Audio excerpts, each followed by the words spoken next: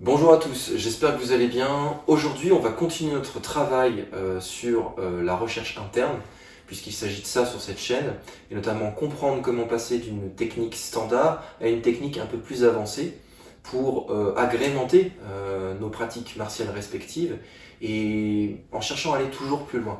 Voilà. Donner de la matière pour aller plus loin, expérimenter des choses et tendre vers surtout un corps unifié qui nous permettent de rester en bonne santé et donc d'avoir une pratique plus efficiente. Aujourd'hui, on voit le travail de Shelley, donc de test de force en dynamique, sur la technique, donc la waza Teisho Uke ou Teisho Uchi selon l'orientation que l'on souhaite donner à cette technique. C'est parti!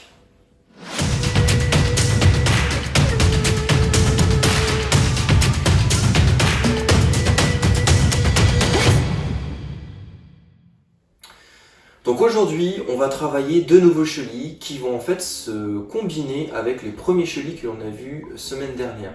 Je vous rappelle pour mémoire, les chenilles que l'on a eues semaine dernière donc, sont dans une vidéo qui est postée sur la chaîne, n'hésitez pas à aller les voir. Donc, on a travaillé le chenille avant et le chenille arrière qui nous permettait de comprendre la relation avec le Shokutsuki. Aujourd'hui, donc, on va repartir de cette recherche autour des chenilles qui est vraiment fondamentale dans votre pratique martiale. Ça rejoint d'ailleurs ce que disait Henri P dans une chronique et j'en suis vraiment de plus en plus convaincu, c'est qu'en réalité nos pratiques nous amènent finalement au même sommet. Au départ on voit les choses un petit peu différemment en fonction des styles, en fonction des disciplines. Oui, il y a des différences, mais par contre dans l'utilisation du corps il y a des principes et ces principes là nous rapprochent et nous rapprochent réellement et ça je suis assez convaincu vers le même sommet. Si on pratique bien, en théorie, on devrait retrouver certains principes communs.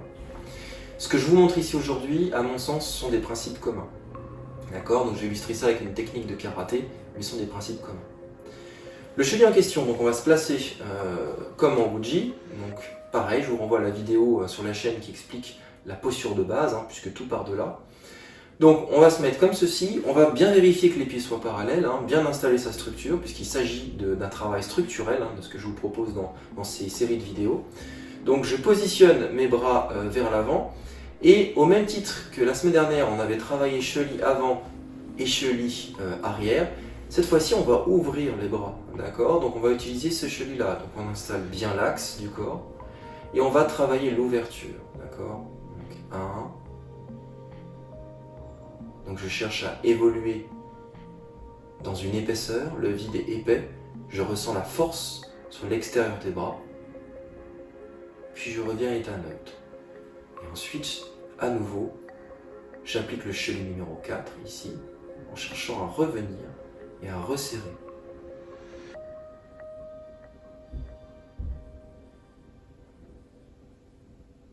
Ok. En termes de I, qu'est-ce qu'il faut comprendre ? Dans un premier temps, il va falloir chercher à imaginer de l'eau uniquement au niveau des bras, comme si vous plongiez les bras dans de l'eau. D'accord ? Ce qui va créer en fait, que ce soit sur les paumes ou les revers de main échouent, vous allez ressentir cette eau. Même si elle n'est pas visible, il va falloir développer grâce à cette intention, cette sensation que l'eau est bien présente. D'accord ? Pour engendrer un phénomène biomécanique, une transformation dans votre corps. D'accord ? Donc quelque chose de concret. Si vous restez juste à un stade où vous imaginez de l'eau et que vous faites juste ça, et qu'il n'y a aucune incidence sur le corps, le travail n'est pas bon. Pour que le travail soit bon, on place les mains dans l'eau, de manière invisible. Donc on va, grâce à ça, densifier le vide. Et donc, premier temps, quand vous allez ouvrir, vous installez bien votre axe au bas, force antagoniste. Une fois de plus, la base, si vous n'avez pas ça, vous allez ressentir un travail partiel que sur les bras. Ce qui n'est pas du tout bon si on veut tendre vers une forme unifiée. Donc, je suis là, j'ouvre. Et là, il se passe un phénomène quand vous ouvrez. Vous sentez bien l'axe du corps qui s'installe, vous relâchez bien. Rappelez-vous de l'état de sculpture, je fais une extraction de tout ce qui ne sert à rien autour de mon axe. Et une fois que j'ai mon axe, je l'épaissis. Quand je l'épaissis ici en ouvrant, je ressens l'énergie sur les revers des bras, c'est-à-dire ici. D'accord ? Ce qui va me permettre justement d'amplifier sur ces revers, et toujours en respectant ces angles, cette structure, ces angles qui ne sont pas fermés, qui créent de l'espace dans le corps. Un peu comme une voûte. Les arches dans le corps sont vraiment très très importants. C'est ce qui va assurer une bonne cohérence de force. éviter tout point faible au niveau articulaire. Voilà. Ensuite, j'ai le droit de passer à l'état neutre, donc je relâche tout le corps, j'ai plus cet état subtil du corps, et là, cette fois-ci, je comprime l'eau comme si je voulais réaliser une boule d'eau, la comprimer, la conserver dans mes mains. Vous pouvez imaginer également une boule d'énergie, mais il faut que ça ait une incidence, j'insiste, sur votre corps. Ça travaille dans le corps. C'est relâché, mais ça travaille. Pas de mollesse, surtout pas de mollesse. Voilà. C'est un mouvement qui paraît doux, mais en réalité, il est rempli, il est présent. Puis à nouveau, état neutre. Une fois de plus, cette nuance du corps apparaît, disparaît, apparaît et disparaît. C'est vraiment fondamental de ressentir ce contraste dans le corps. D'accord ? Une fois que vous avez compris ça, voilà, cet état-là, et bien en fait, on va pouvoir l'exploiter avec ce mouvement vers l'avant. Donc, je rappelle, chenille 1, chenille 2, chenille 3, chenille 4. Chenille 3 qui me permet de séparer les os, on voit aujourd'hui, et chenille 4 qui permet de condenser l'eau. D'accord ? Tous les critères externes de structure, position légère du menton pour tirer bas et rouille, rétroversion du bassin, tout est expliqué dans la vidéo Wuji. Appuyez-vous bien là-dessus pour bien intégrer ces chenilles 3 et 4. Maintenant, on va parler waza, donc technique Taisho Uke, voire Taisho Uchi, puisque la forme apparente sera la même. La finalité sera différente, une servira à défendre, l'autre servira à attaquer, par exemple sous les côtes, ou à kikage, ou peu importe. L'idée c'est de comprendre qu'en fait, généralement quand on fait notre Taisho Uke en karaté, il doit y avoir des équivalents dans plein d'autres arts martiaux, bien entendu, c'est la patte d'ours, Taisho Kumade aussi, la zone qui se trouve ici. En fait, on voit souvent ça, d'accord ? C'est-à-dire que le bras, au mieux avec un ikité, les bras font ça, d'accord ? On essaie d'aller vite souvent. Pareil, une fois de plus, le karaté-gi fait du bruit. Bon, en fait, ici, il n'y a quasiment qu'un mouvement de bras, d'accord ? Donc, on peut se dire, je vais rajouter un petit peu de hanche. Donc, je vais rajouter un petit peu de hanche. Mais en fait, en apparence, on a l'impression que tout le corps travaille ensemble. En fait, il n'en est rien. Le corps ne travaille pas ensemble. C'est une illusion. Ce qu'il faut comprendre, c'est comme en Tai Chi Chuan, la force vient du sol, les racines viennent des pieds. L'ancrage, c'est vraiment quelque chose de fondamental et qui n'est pas abstrait, qui doit être vraiment ressenti et vécu dans le corps. C'est ce qu'on voit dans ces séries de vidéos. Donc, quand la force vient du sol et que le mouvement du bassin s'active, si vous n'avez pas de racines, eh bien, il n'y a qu'un mouvement de bassin associé à un mouvement de bras. Et du coup, il y a ce qu'on appelle un mouvement flottant. C'est-à-dire qu'on a l'impression que le bassin tourne et que la main est parfaitement synchronisée. En réalité, ce n'est que l'enveloppe qui semble synchronisée. L'intérieur du corps est déconnecté. C'est comme si vous aviez en fait un bassin qui arrive, la main qui arrive, mais qu'il n'y a rien qui relie en termes de force et de cohérence de force. Il n'y a rien qui relie le mouvement. Donc pour ça, on utilise, et j'en reviens à ça, les chelis. Ici, en l'occurrence, on va l'utiliser de deux manières. On va utiliser le cheli 2, qui nous permet de ramener comme ceci, et on va utiliser le cheli 4, qui nous permet de venir comprimer l'eau. Je ramène et je comprime. Donc en ayant cette intention de faire ça, plus cette intention de faire ça, je vais obtenir un vecteur de force, donc une ligne de force, qui va me permettre d'orienter mon taisho sur ma structure. Pourquoi faire ça ? Si j'utilise ce mouvement-là plus celui-là, je vais obtenir en fait quelque chose qui va se rapprocher. Mon taisho va se rapprocher en quelque sorte du centre. Donc je vais exagérer le mouvement. Vu de côté, ça pourrait donner ça. C'est-à-dire que je vais réaliser mon taisho, je vais me mettre de ce côté-là. Voilà. Je vais l'utiliser et là, vous voyez, j'exagère le mouvement. Le mouvement va venir de côté et je l'utilise et il revient sur mon centre. C'est un peu comme ce qu'on avait vu la dernière fois où les choses se ramènent sur le centre ou sortent du centre. Ici, je ramène mon taisho sur le centre. D'accord ? En apparence, du coup, si je le réalise de face, et en activant ce travail-là, ça ne se voit pas en fait que je suis en train d'activer ces dynamiques de force, ce qu'on appelle centripète. C'est-à-dire que ma main vient sur le centre et mon centre également cherche à se rapprocher de mon taisho. En faisant ça, ça me permet de faire quoi ? Ça me permet de faire en sorte de venir utiliser la force de mon bras qui est satellite par rapport au centre pour pouvoir venir la greffer sur le centre. C'est pour ça qu'on insiste beaucoup dans les arts martiaux, notamment japonais, mais pas que, sur le hara, seikatanden. C'est qu'en fait, le centre, c'est un point de convergence des forces, arrivé à un instant T, quand vous comprenez les convergences de force. Voilà, c'est-à-dire que la dynamique ici, je vais pouvoir prendre appui sur mon centre. bien différent de faire ça. Vous voyez, là en fait il y a juste un mouvement de bras, le centre n'existe quasiment pas. Et alors là, quand je fais ça, à nouveau, si je pense qu'à tourner le bassin, je perds cette prise d'appui sur le centre. Donc ma technique, en gros, n'est pas supportée par ma structure. Donc je n'ai pas unification de la force. Donc ici je le fais, voilà, je suis ici, et vous voyez la force tend légèrement vers mon centre. En exagérant le mouvement, hein, à nouveau, ça donnerait ça. Vous voyez, ça donnerait cette sensation-là.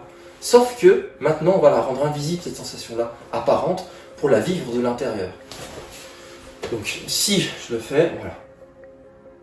À ce moment-là, j'ai cette puissance qui vient s'activer, enfin cette force, pardon, qui vient s'activer sur le centre. Donc si j'accélère, maintenant en réalisant Fajin, d'accord, cette capacité à venir prendre appui et exprimer le kimé, hein, cet état de tenségrité corporelle, je vais pouvoir venir, voilà, connecter ma technique, voilà, sur le centre. Et donc en apparence, on a l'impression que le mouvement, eh bien, il se traduit comme ça, alors qu'en fait, il n'en est rien. C'est pour ça que la dernière fois, je parlais de l'heure dans le monde des arts martiaux. Puisqu'en réalité, le mouvement ici, visible, est trompeur. On a l'impression que le mouvement, c'est ça. Or, le mouvement, il vient se connecter sur le centre. Il y a une convergence de force qu'on ne voit pas. C'est ce que j'essaye, c'est très difficile, mais de vous témoigner à travers cette vidéo, c'est de comprendre qu'en fait, en exploitant ce cheville-là, plus ce cheville-là, on fusionne, on obtient un vecteur de force qui vient sur notre centre et qui nous permet de réaliser une technique simple, telle que Taisho-Uke. Maintenant, si je veux réaliser un Taisho-Uke, voire Taisho-Uchi, c'est-à-dire en forme de frappe, par exemple sous des côtes, je veux rentrer. Ce qui est intéressant, c'est que là, on va inverser la tendance. On va plus utiliser le cheli 1, enfin le cheli 2, pardon, on va utiliser le cheli 1, celui qui repousse, plus celui qui ramène. D'accord, ce fameux cheli 4 où je comprime l'eau. Et en faisant ça, je vais avoir un vecteur de force qui va avoir tendance à vouloir partir dans ce sens-là, vers l'avant. Donc soit je le faisais partir vers moi, soit je le fais partir à l'extérieur. Cette fois-ci, je serai plus sur une force centripète, une force centrifuge. C'est-à-dire que ma force va fuir le centre. Donc une fois que je serai là, je vais activer mon travail de Taisho. D'accord? Mais pareil, ce qui est là, qui est un leurre ici, c'est qu'en apparence, vous allez voir quasiment la même chose. Et vous allez vous dire, il n'y a pas de différence. Alors qu'en fait, à l'intérieur du corps, la mécanique s'est inversée. Puisque je suis parti sur le cheli numéro 1. Je ne sais pas si vous me suivez, hein. Mais l'idée, c'est vraiment de comprendre que la dynamique de force, là, elle part vers l'avant, et non plus sur mon centre. Et donc, si j'active vers l'avant, voilà, je l'active, je connecte bien le haut-bas, force antagoniste, tac, et je relâche. Vous voyez, il se passe un phénomène qui n'est pas contrôlé. Hein. C'est que la main, elle prend une forme, la main. Et elle témoigne en fait de la manière dont je tire sur ma structure. On parle aussi souvent du travail important des fascias. On va en parler juste après, notamment ce travail de spirale qui vont venir agripper, accrocher tous les muscles ensemble et venir accélérer encore, rendre presque le corps comme une seule unité, d'accord, comme un tout cohérent. Donc ici, si je réalise mon Taisho-Uchi, tac, je vais avoir cette intention de partir vers l'avant. Sauf que le mouvement va se limiter donc à mon travail de structure, on en parlera juste après. Je vais le réaliser un petit peu plus vite. Voilà. Et en apparence, on se dit, mais il a fait la même chose. Je le refais, donc je pars d'ici. Voilà. Et en fait, le mouvement, la direction que j'ai donnée, c'est celle-là. Ce qui pourrait, même si je vois une ouverture, me permettre de rentrer, voilà, sur le corps. Ça serait presque la même idée, par exemple, si j'utilise cette forme de frappe, qu'on retrouve en Tai Chi Chuan, où je suis là, voilà, et où je viens réaliser cette forme de frappe. Bah là, c'est la même chose. Je la connecte par rapport à mon axe, mais en apparence, on voit exactement la même photo externe. Or, à l'intérieur, la mécanique est inversée. J'espère que c'est clair pour vous. Maintenant, regardez bien. Vous allez me dire, ok, mais si la technique elle est là, et que moi je m'arrête ici, c'est compliqué pour aller chercher mon mouvement. C'est là qu'interviennent en fait les déplacements de bassin, d'accord, et surtout les déplacements d'appui. Retenez bien ça. Si vous voulez aller chercher une technique loin, là mon bassin va me donner une limitation. Si je souhaite aller compenser cette limitation avec une extension de bras sur mon Taisho, je perds complètement ma structure. En fait, ma structure se détruit ici. D'accord? Je commence à tirer sur l'épaule et donc point faible. Ce qui veut dire que ma frappe sera inefficace. Hein. Au même titre que si vous faites juste ça avec le bras, qu'il y a vraiment quelqu'un de costaud qui vous envoie une technique, vous avez meilleur compte de prendre les jambes à votre cou et de partir très très vite. D'accord? Puisque la technique sera totalement inefficace. C'est pas simple, hein. C'est pas simple ce que je vous explique. J'espère que ça vous parle, ça suscite des interrogations. Et si vous voulez, voilà, maintenant aller chercher la technique un petit peu plus loin, ça veut dire qu'il va falloir respecter votre structure, vos angles. D'accord? Et là, vous allez effectivement pouvoir, sous condition d'avoir Guji, donc ce travail connexion du sol avec cette reconduction de force, puisqu'il s'agit bien de reconduction de force au niveau du bassin, à ce moment-là, vous allez pouvoir utiliser votre travail de structure qu'on a vu de manière statique avec l'association de la reconduction de force du bassin. D'accord? C'est un petit peu plus avancé, ça donnerait ça. Je vais doucement, voilà. Tac. À ce moment-là, je ressens l'axe vertical plus mon travail de Taisho Uchi qui viennent se fusionner, se combiner. Toujours sur la base des chevilles. D'accord? Avant, arrière ou fermeture. Et donc maintenant j'associe ça, cette reconduction de force, à cet ensemble de chevilles qui sont imprégnées dans le corps pour pouvoir garder ma structure et exprimer la force, voilà, l'énergie. Là où va le yi, va l'énergie. Donc l'intention placée par mes chevilles me permet d'envoyer l'énergie. J'ai décidé de l'envoyer à partir de cette zone-là. Donc je dois faire vivre, je dois la ressentir cette zone-là. C'est ce qu'on appelle une zone de sortie de force. D'accord? Elles peuvent être multiples, elles peuvent se trouver sur l'épaule. Hein. Voilà, si je dois pousser sur l'épaule, ça peut être sur le coude. Ici, toutes les zones du corps après peuvent devenir des points de fuite.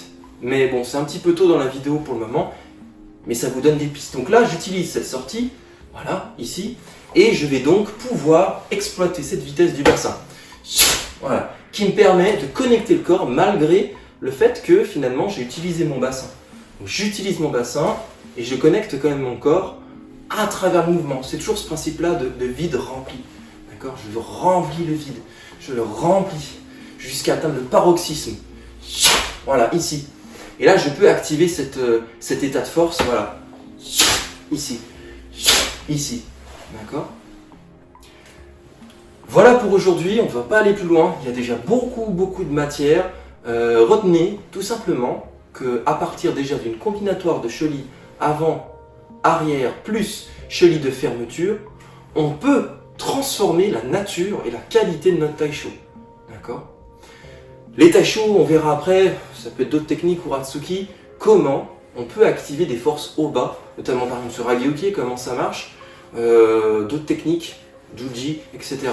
Et vous allez voir qu'en fait, petit à petit, en comprenant les principes, eh bien, les dynamiques de force, vous allez les comprendre, et donc vous allez pouvoir explorer encore plus votre technique, quelle que soit votre pratique. Voilà, j'espère que c'est clair pour vous, et je vous souhaite une bonne journée, et à très vite.